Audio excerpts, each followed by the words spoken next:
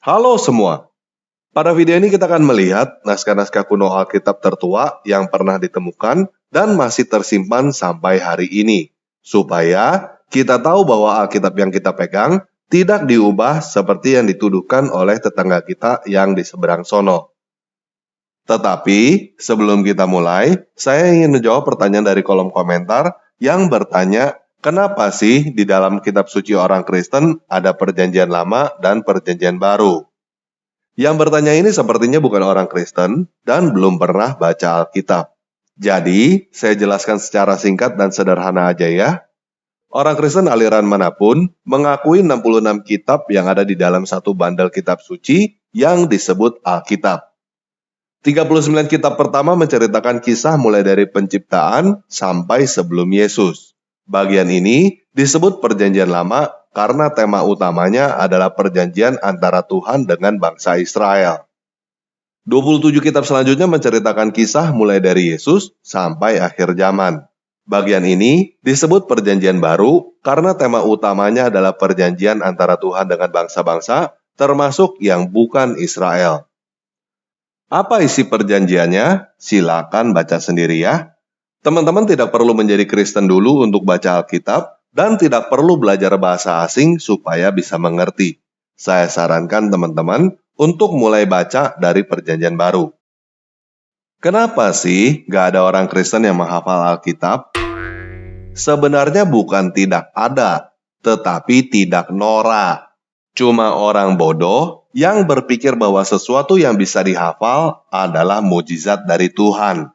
Karena orang Kristen punya banyak buku yang berisi lagu-lagu rohani yang bahkan sangat mudah untuk dihafal oleh anak-anak kecil.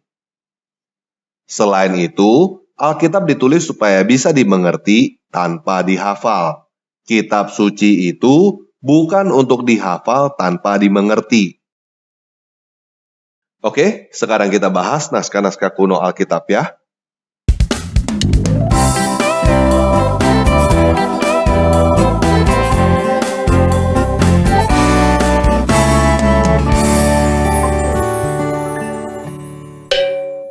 Nah, yang pertama kita bahas adalah Masoretic Text. Masoretic Text adalah salinan tanakh di dalam bahasa Ibrani yang disalin oleh sekelompok Yahudi yang disebut Masoret pada abad ke-7 sampai 10. Pada dasarnya, isi tanakh dan perjanjian lama persis sama.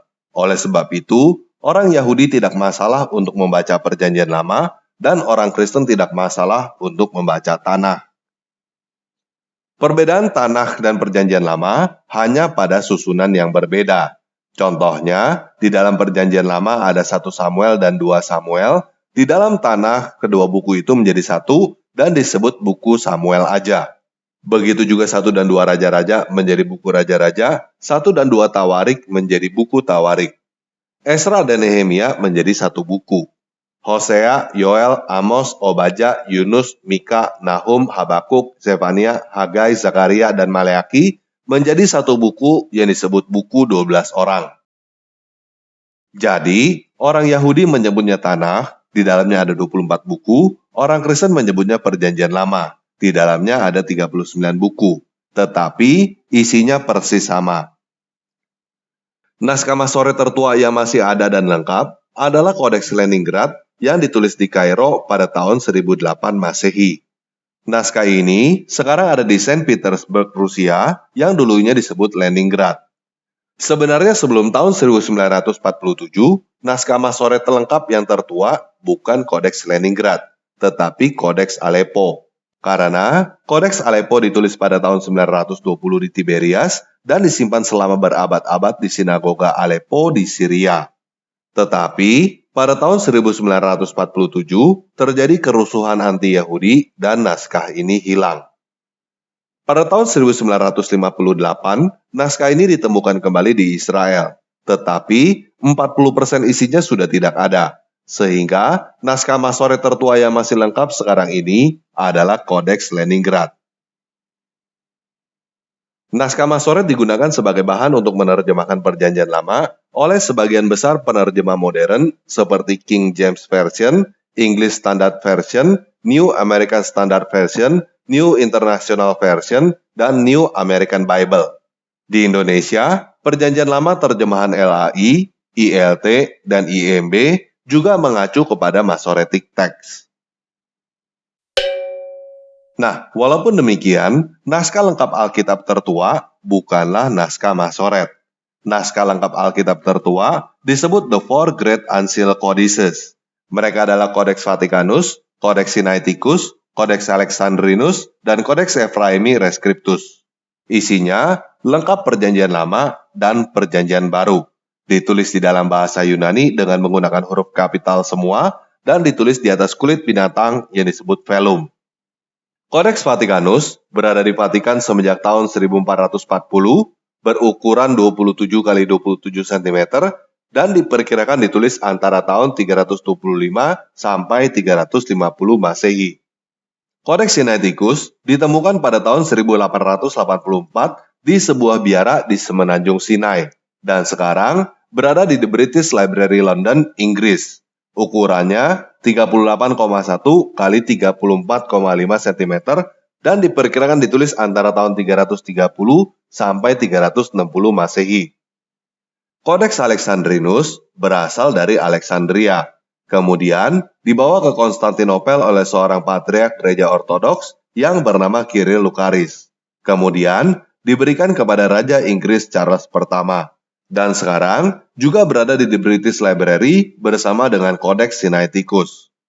Codex Alexandrinus berukuran 32 x 26 cm dan diperkirakan ditulis antara tahun 400 sampai 440 Masehi.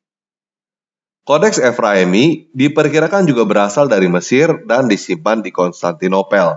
Kemudian, setelah kejatuhan Konstantinopel pada tahun 1453, dibawa ke Florence. Semenjak 1602 sampai sekarang, berada di The National Library of France di Paris. Codex Ephraemi berukuran 33 x 27 cm dan diperkirakan ditulis sekitar tahun 450 Masehi. Jadi, Perjanjian Lama yang ada pada 4 naskah ini lengkap dan lebih tua daripada naskah Masoret. Karena ditulis di dalam bahasa Yunani, Perjanjian Lama ini disebut Septuaginta atau LXX, yang artinya adalah 70. Disebut 70 karena menurut tradisi, penerjemahan Perjanjian Lama ke bahasa Yunani dilakukan oleh 70 penulis Yahudi ketika daerah Israel dikuasai oleh Yunani sekitar abad ketiga sebelum Masehi. Nah, pada poin ini, saya ingin menjawab pertanyaan dari beberapa orang. Yesus berbahasa Aram. Kenapa Injil ditulis dalam bahasa Yunani? Jadi begini, saya mau jelaskan dengan menggunakan perumpamaan di zaman sekarang. Budi adalah keturunan Batak yang lahir dan besar di Bandung. Kira-kira Budi berbahasa apa? Bahasa ibunya adalah bahasa Batak. Lingkungannya berbahasa Sunda. Di sekolah, belajar menggunakan buku-buku bahasa Indonesia. Apakah aneh jika Budi bisa berbahasa Inggris? Paham nggak? Yesus adalah keturunan Yahudi yang berbahasa Ibrani, dibesarkan di Nazaret yang berbahasa Aram. Pada zaman itu, Israel adalah sebuah provinsi di Romawi, seperti Jawa Barat adalah sebuah provinsi di Indonesia.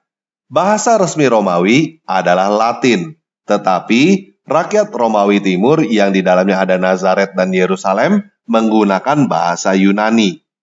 Yesus tercatat berbicara dalam bahasa Aram ketika berkata talitakum di dalam Markus 5 ayat 41, Ephata dalam Markus 7 ayat 34, dan Eloi Eloi lama sabachthani di dalam Matius 27 ayat 46, dan Markus 15 ayat 34.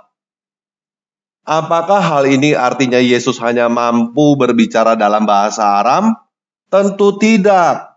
Apakah hal ini artinya Yesus selalu berbicara dalam bahasa Aram? Justru tidak. Markus mencatat bahwa pada saat itu Yesus berbicara dalam bahasa Aram, justru karena Yesus jarang berbicara dalam bahasa Aram. Kalau Yesus selalu berbicara dalam bahasa Aram, Markus akan mencatat semua yang Yesus katakan di dalam bahasa Aram, lalu memberikan artinya, seperti talitakum, Ephata, dan Eloi Eloi lama sabachthani. Kenapa Markus hanya mencatat 3 peristiwa Yesus berbicara dalam bahasa Aram dan memberikan artinya dalam bahasa Yunani? Karena Yesus jarang berbicara dalam bahasa Aram. Di luar peristiwa itu, Yesus tidak berbicara dalam bahasa Aram. Jadi, sisanya Yesus berbicara dalam bahasa apa? Lukas 4 ayat 17 mencatat bahwa Yesus membaca kitab Yesaya. Hanya ada 2 kemungkinan bahasa apa yang dibaca oleh Yesus, bahasa Ibrani atau bahasa Yunani. Banyak orang yang berpendapat bahwa kitab Yesaya yang dibaca di sinagoga pasti berbahasa Ibrani.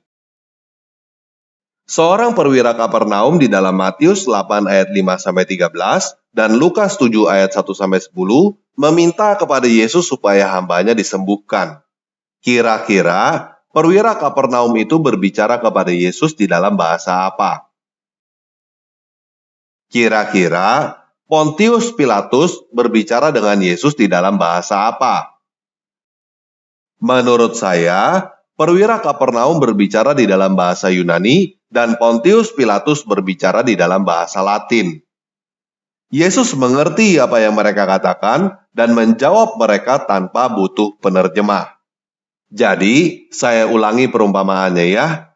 Yesus keturunan Ibrani yang berbahasa Ibrani, seperti si Budi keturunan Batak yang berbahasa Batak. Yesus dibesarkan di Nazaret yang berbahasa Aram, seperti si Budi dibesarkan di Bandung yang berbahasa Sunda. Yerusalem dan Nazaret adalah daerah di dalam negara Romawi, seperti Medan dan Bandung adalah daerah di dalam negara Indonesia. Bahasa Yunani pada zaman itu seperti bahasa Indonesia pada zaman sekarang. Bahasa Latin pada zaman itu seperti bahasa Inggris pada zaman sekarang. Yesus bukan orang bodoh. Dia tidak buta huruf dan setidaknya bisa 4 bahasa. Oke, kita lanjut ya. Nah, yang lebih tua daripada keempat kodeks itu adalah Bodmer Papiri. Bodmer Papiri adalah sekumpulan tulisan di atas kertas papirus yang ditemukan di Mesir pada tahun 1952 dan dibeli oleh seorang kolektor yang bernama Martin Bodmer. Di dalamnya terdapat P66 yang merupakan sebagian Injil Yohanes dan P75 yang merupakan sebagian Injil Lukas dan Injil Yohanes. P66 dan P75 diperkirakan ditulis pada tahun 200 Masehi. P66 sekarang ini berada di Swiss dan P75 berada di Vatikan. Selain Injil Lukas dan Yohanes, di dalam Bodmer Papiri terdapat bagian lain dari Alkitab seperti Mazmur dan Surat Petrus. Bahkan, ada bagian dari buku lain yang bukan bagian dari Alkitab. Selain Bodmer Papiri, ada Chester Beatty Papiri yang diperkirakan ditulis pada tahun 200 juga. Chester Beatty Papiri berisi bagian-bagian dari Perjanjian Lama dan Baru dalam bahasa Yunani dan sekarang disimpan di Irlandia. Kemudian ada Oxyrhynchus Papiri yang ditemukan pada tahun 1898 di kota Oxyrhynchus, Mesir. Di dalam Oxyrhynchus Papiri terdapat P90 yang merupakan bagian dari Injil Yohanes dan P104 yang merupakan bagian dari Injil Matius yang diperkirakan ditulis pada tahun 150 Masehi. Selain terdapat Injil Yohanes dan Matius, terdapat tulisan dari beberapa ahli filosofi Yunani, catatan sensus, dan pajak di dalam Oxyrhynchus Papiri. Kemudian ada fragmen Relans Papyrus yang diperkirakan ditulis pada tahun 100 sampai 175 Masehi. Relans Papyrus berisi potongan Injil Yohanes yang disebut P52. Relans Papyrus ditemukan pada tahun 1920 di Mesir dan sekarang ada di Universitas Manchester. Selain itu, ada fragmen Magdalene yang berisi bagian dari Matius 26 ayat 23 dan 31. Fragmen Magdalene kemungkinan adalah peninggalan Perjanjian Baru tertua yang kita punya, karena diperkirakan oleh seorang ahli papirus yang bernama Carsten Tiede ditulis pada tahun 66. Fragmen Magdalene ditemukan di Mesir pada tahun 1901 dan sekarang berada di Magdalene College, Oxford. Yang lebih tua daripada fragmen Magdalene adalah fragmen Perjanjian Lama yang disebut Nas Papyrus. Nas Papyrus diperkirakan ditulis pada abad kedua sebelum Masehi. Isinya terdapat 10 perintah Musa dan bagian pertama dari doa Shema Israel. Nas papirus ditemukan di Mesir pada tahun 1902 dan sekarang berada di Universitas Cambridge. Yang paling fenomenal dan disebut sebagai salah satu penemuan arkeologi terbesar adalah naskah Laut Mati atau The Dead Sea Scroll yang ditemukan pada tahun 1946 di Gua Qumran.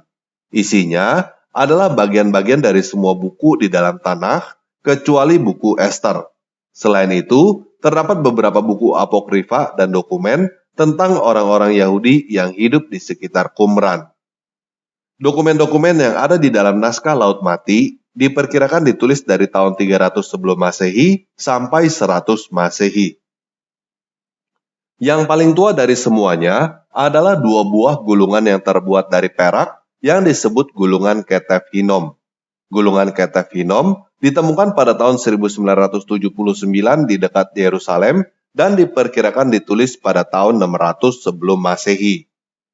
Isinya adalah bilangan 6 ayat 24 sampai 26 yang diterjemahkan oleh ILT seperti ini. Yahweh memberkati engkau dan memelihara engkau. Yahweh membuat wajahnya bersinar atasmu dan bermurah hati kepadamu. Yahweh menghadapkan wajahnya kepadamu dan memberi engkau damai sejahtera. Oke, sekian video kali ini. Yesus Kristus penguasa saya mengasihi kamu.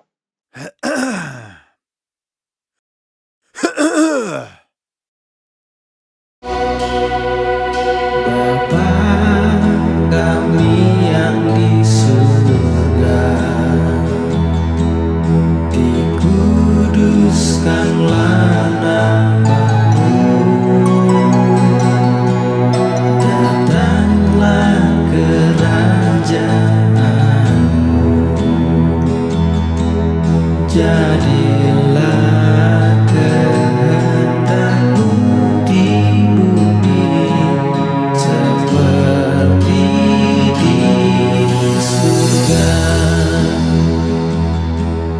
Berikanlah hari ini makanan kami secukupnya,